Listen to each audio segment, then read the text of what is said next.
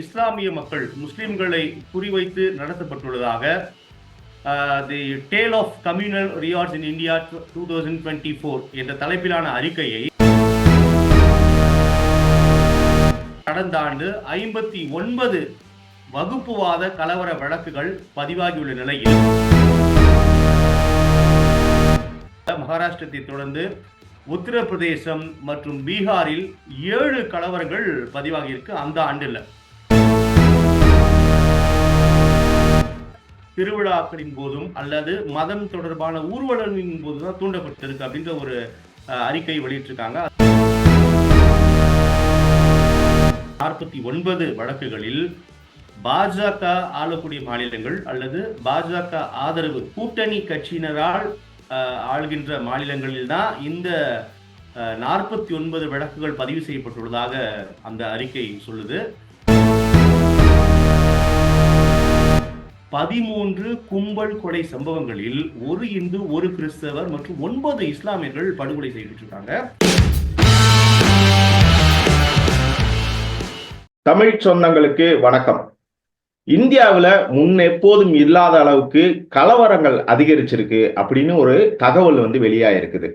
அதாவது இந்தியாவில் பார்த்தீங்கன்னா இதுக்கு முன்னாடி எவ்வளோ கலவரங்கள் நடந்திருக்குது. ஆனால் கடந்த 2024ஆம் ஆண்டு மிக அதிக அளவிலான, அதாவது 84% கலவரங்கள் அதிகரிச்சிருக்கு அப்படிங்கிற ஒரு புள்ளி விவரம் வெளியாயிருக்குது.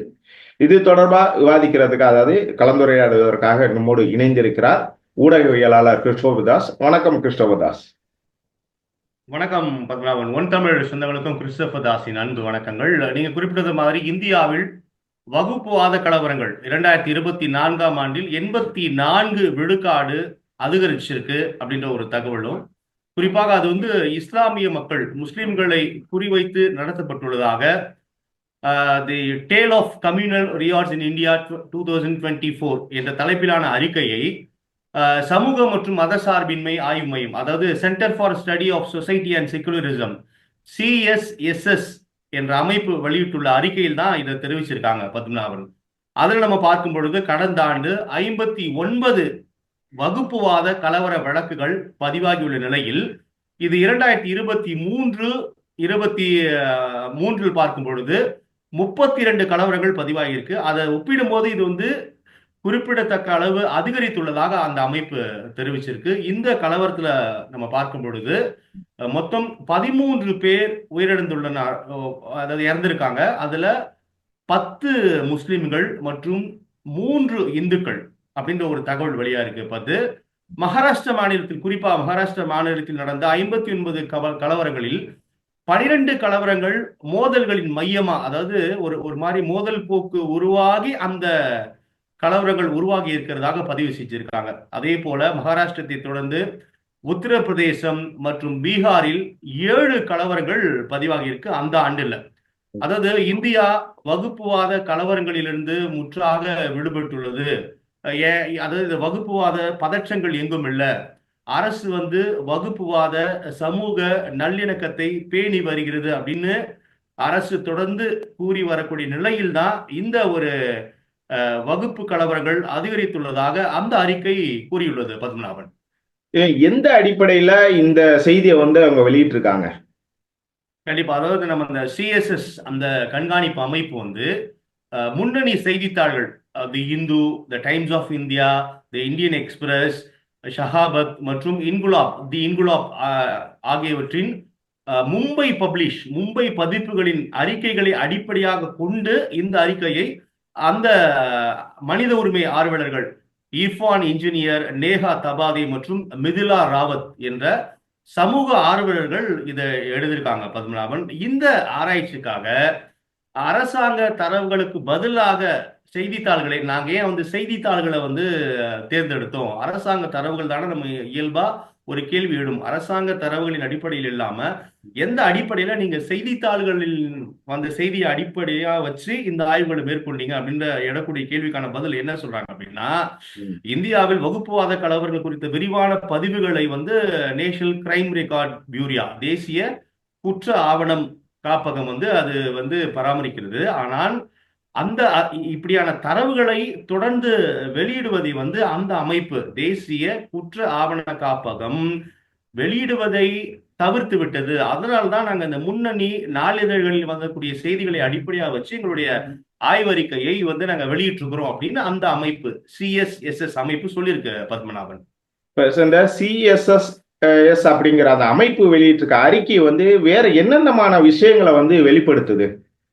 கண்டிப்பா பத்மநாபன், அதாவது இந்த மத மோதல்கள் அப்படின்றத மிக முக்கியமான ஒரு விஷயமா அந்த அமைப்பு அட்ரஸ் பண்ணுது. அந்த அறிக்கையில் பார்க்கும் பொழுது இந்த சம்பவங்கள் பெரும்பாலும் வந்து ஒரு மத விழாக்கள் நம்ம அது வந்து ஒரு தீபாவளியாக இருக்கட்டும் அல்லது கிறிஸ்துமஸ் ஆக இருக்கட்டும் அல்லது ரம்ஜான் போன்ற மத விழாக்கள் மற்றும் ஊர்வலங்களின் போதுதான் இந்த இந்த மத மோதல்கள் தூண்டப்பட்டிருக்கு அப்படின்றத பதிவு பண்றாங்க.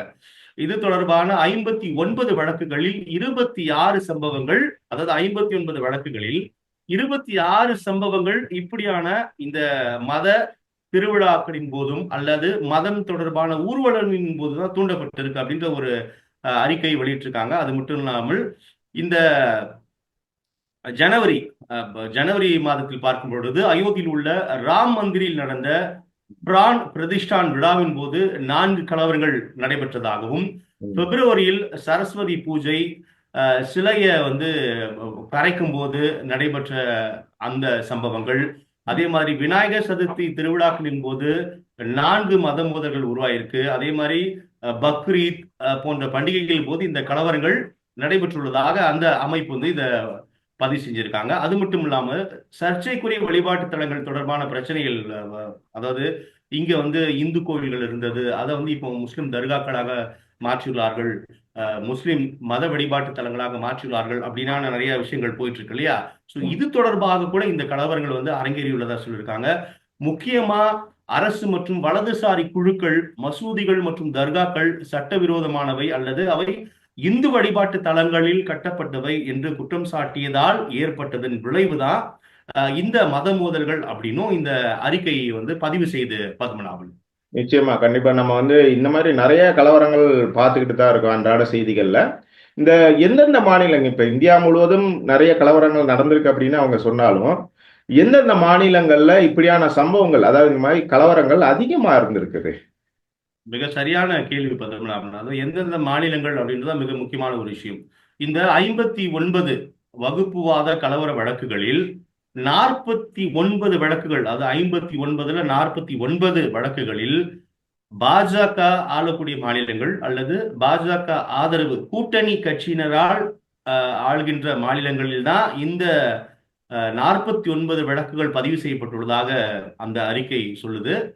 அது மட்டுமல்லாது காங்கிரஸ் ஆளும் மாநிலங்கள் 7 மாநிலங்களில் இந்த மத மோதல்கள் நடைபெற்றுள்ளதாகவும், திரிணாமுல் காங்கிரஸ் ஆளக்கூடிய மேற்கு வங்கத்தில் 3 சம்பவங்கள் நடந்துள்ளதாகவும் அந்த அறிக்கை பதிவு செய்து பத்மநாபன். குறிப்பா கிராமப்புறங்களில் இப்படியான வகுப்புவாத கலவரங்கள் அதிகரித்து நம்ம வரக்கூடிய நிலையில பெரும்பாலும் நகர்ப்புறங்களில் தான் இந்த இந்த இந்த மத மோதல்கள் நடந்துள்ளதாகவும் குறிப்பு. 2024ஆம் ஆண்டு போன்ற கடந்த சில ஆண்டுகள்ல நம்ம பார்க்கும் பொழுது வகுப்புவாத கலவரங்கள் கிராமப்புறங்களுக்கு, கிராமங்கள் மற்றும் நகரங்களுக்கு பரவியுள்ளன. அதாவது இந்த நகரங்களை கடந்து கிராமப்புறங்களிலும் இப்படியான மத மோதல்கள் நகர்ந்துள்ளன, பரவியுள்ளன அப்படின்றது அந்த அறிக்கை குறிப்பிட்டிருக்கு பத்மநாபன். சரி, இந்த வெறுப்பு பேச்சு, அதாவது இந்த கலவரங்களுக்கு மூல காரணமா இருக்கக்கூடிய வெறுப்பு பேச்சு, அதுக்கப்புறம் இந்த கலவரங்கள் மூலமா உருவாகக்கூடிய அந்த கும்பல் கொலைகள், இதை குறித்து அந்த ஆய்வு வந்து என்ன பதிவு பண்ணியிருக்காங்க? கண்டிப்பா பத்மநாபன், அதாவது இப்படியான மத மோதல்களுக்கு காரணம் என்பது வார்த்தைகளில் இருந்துதான், பேச்சுக்களில் இருந்தா உருவாது. அதாவது பிற வழிபடும் கடவுள்களை அல்லது பிற மதங்களை பற்றி அவதூறாக பேசுவது, உன்னுடைய மதம் இப்படி சொல்லுது, உன்னுடைய கடவுள்கள் இப்படி செய்யறாங்க அப்படின்னு இந்த பரஸ்பரமான இந்த மத துவேஷங்கள் இருக்கு பார்த்தீங்களா, இதுதான் வந்து வெறுப்பு பேச்சு அப்படின்னு. அது வெறுப்பு பேச்சு அப்படின்னு நம்ம சொல்றாங்க. அந்த வெறுப்பு பேச்சு மூலமாக கும்பல் கொலைகள் எல்லாம் கூட நம்ம நடந்தது. அதாவது இந்த மாஸ் அட்டாக் சொல்லுவாங்க, ரொம்ப ஒரு பெரும் கூட்டம் போய் ஒருத்தர் 2 பேரை கொலை பண்றது, இப்படியான விஷயங்களை கூட அதை பதிவு செஞ்சிருக்காங்க. இந்த கலவரங்கள் நம்ம பார்க்கும் பொழுது பத்மநாபன் 2024ஆம் ஆண்டு 13 கும்பல் கொலை சம்பவங்கள் பதிவாயிருக்கு. 2024ஆம் ஆண்டில் 13 கும்பல் கொலை சம்பவங்கள் பதிவாயிருக்கு. இந்த விளைவாக 11 பேர் வந்து கொல்லப்பட்டிருக்காங்க. இந்த 13 கும்பல் கொலை சம்பவங்கள் ட்ரை பண்ணும்போது 11 பேர் கொல்லப்பட்டிருக்காங்க. இதுல வந்து ஒரு இந்து, ஒரு கிறிஸ்தவர் மற்றும் 9 முஸ்லிம்கள் பத்மநாபன் இதுல கொல்லப்பட்டிருக்காங்க. 2024 நடைபெற்ற 13 கும்பல் கொலை சம்பவங்களில் ஒரு இந்து, ஒரு கிறிஸ்தவர் மற்றும் 9 இஸ்லாமியர்கள் படுகொலை செய்யப்பட்டிருக்காங்க. அதே போல 2023ஆம் ஆண்டில் பதிவு செய்யப்பட்டுள்ள 21 கும்பல் கொலை சம்பவங்களில் இருந்து இது வந்து குறைஞ்சிருக்குதான். 23 நம்ம கம்பேர் பண்ணும்போது 24 குறைஞ்சிருக்கு. இருந்தாலும் இது போன்ற தாக்குதல்கள் வந்து தொடர்ந்து நடைபெற்று வர்றது ஒரு ஒரு ஏற்றுக்கொள்ள முடியாதது அப்படின்றது அந்த அந்த அமைப்பு வந்து பதிவு செஞ்சிருக்காங்க. அது மட்டுமல்லாமல் 7 சம்பவங்கள் இந்த கும்பல் கொலை, வெறுப்பு பேச்சு தொடர்ந்து அதுல 7 சம்பவங்கள் பார்க்கும் பொழுது பத்மநாபன் நம்ம அந்த பசு பாதுகாப்பு அல்லது பசு படுகொலை குற்றச்சாட்டுகளுடன் இந்த இந்த வழக்குகளாக கூட தொடர்புடையது அப்படின்னும் சொல்லியிருக்காங்க. அது மட்டும் இல்லாது இந்த லவ் ஜிகாத் அப்படின்ற அடிப்படையிலும் முஸ்லிம்கள் அவர்களின் மத அடையாளத்திற்காக குறிவைத்து தாக்கப்பட்டிருக்கிறார்கள் என்ற ஒரு கருத்தையும் அந்த ஆய்வு அறிக்கை சிஎஸ்எஸ் நடத்திய அந்த ஆய்வு அறிக்கை வந்து பதிவு செய்திருக்கு பத்மநாபன். சரி, இந்த 2024ஆம் ஆண்டு நடைபெற்ற அந்த வன்முறைகள், கலவரங்கள் சம்பந்தமா இவங்க சிஎஸ்எஸ் அமைப்புங்கிறது அறிக்கை வெளியிட்டிருக்காங்க. குறிப்பா எந்தெந்த காலகட்டங்கள்ல இந்த மாதிரி கொடூர சம்பவங்கள்லாம் நடந்திருக்கதா அவங்க அறிக்கையில பதிவு பண்ணியிருக்காங்க? கண்டிப்பா பத்மநாபன் 2024 அந்த வகுப்புவாத கலவரங்களின் எண்ணிக்கை அதிகரித்ததற்கு என்ன காலகட்டம் நீங்க கேட்டீங்க. அப்போது ஏப்ரல் மே மாதங்களில், அதாவது நடந்து முடிந்த பொது தேர்தல் 24ஆம் ஆண்டு நடைபெற்ற கடந்த நடைபெற்ற ஏப்ரல் மாதங்களில், மே மாதங்களில் நடைபெற்ற இந்த பொது தேர்தல்களிலும் மகாராஷ்டிரா, ஹரியானா மற்றும் ஜார்க்கண்ட் மாநிலங்களில் நடந்த சட்டமன்ற தேர்தல்களும் இதற்கு ஒரு காரணமாக இருக்கலாம் அப்படின்ற ஒரு கருத்தையும் பதிவு செய்யறாங்க. அங்கு வந்து மத அடிப்படையில் சமூகங்களை அதாவது பிளவுபடுத்த வகுப்புவாத கருத்துக்களை கொண்ட வெறுப்பு பேச்சுகள் இந்த தேர்தலை மையப்படுத்தி, அதாவது பாஜக வெற்றி பெறுவதற்காக இந்த தேர்தல்களில் இப்படியான வெறுப்பு பேச்சுகள் முன்வைக்கப்பட்டதாகவும் centre for study of society and secularism CSS என்ற அமைப்பு வெளியிட்டிருக்க இந்த ஆய்வு அறிக்கையில் தான் இப்படியான அதிர்ச்சி தகவல்கள் வந்திருக்கு பத்மநாபன். கண்டிப்பா 120 கோடிக்கும் அதிகமான மக்கள் வாழக்கூடிய இந்த நாட்டில் வந்து இந்த எண்ணிக்கைங்கிறது ரொம்ப சொற்பமா கருதலாம் சில நபர்கள். ஆனா கண்டிப்பா ஒவ்வொரு உயிருமே வந்து முக்கியமான உயிர் தான் அப்படிங்கிறது. ஏன்னா ஒவ்வொரு மனிதனும் இந்த நாட்டில், இந்த உலகத்தில் வாழ்வதற்கு எல்லா விதமான உரிமையும் இருக்குது. எல்லா உயிர்களுக்கும், அதாவது பிறப்புக்கும் எல்லா உயிருக்கும் அப்படின்னு தமிழ் நல்லுலகம் சொல்லுது. அந்த மாதிரி நம்ம எல்லாருமே வாழ வேணும் அப்படிங்கிறதா நினைக்கிறோம். இப்படியான சூழல்ல இனிமே இந்த விஷயத்தை மனதில் வைத்து இந்தியா முழுவதும் இது போன்ற கலவரங்கள், வன்முறைகளை தடுப்பதற்கு மத்திய அரசு என்ன மாதிரி நடவடிக்கைகளை எடுக்க போகுது, இதுவே வந்து இன்னும் அடுத்த இந்த 2025ஆம் ஆண்டு வந்து தொடங்கி இருக்குது. இந்த இதுல வந்து இந்த கலவரங்களோட எண்ணிக்கையை வந்து 0% அப்படிங்கிற அளவுக்கு குறைச்சா ரொம்ப வந்து நாடு வந்து மிகவும் அமைதியான சூழலில் இருக்கும் அப்படிங்கிறதா மக்களோட எல்லாருடைய எதிர்பார்ப்பா இருக்குது. பார்க்கலாம் மத்திய அரசு என்ன நடவடிக்கைகளை மேற்கொள்ள போகிறது அப்படிங்கிறத. இந்த இதுல வந்து பாத்தீங்கன்னா இந்த நாட்டில் நடைபெற்ற கலவரங்கள், வகுப்புவாத மோதல்கள் குறித்து விரிவான தகவல்களை வந்து நீங்க கூறினீங்க. உங்களோட வருகைக்கும் தகவல்களுக்கும் மிக்க நன்றி கிருஷ்ணபிரதாஸ். நன்றி பத்மநாபன்.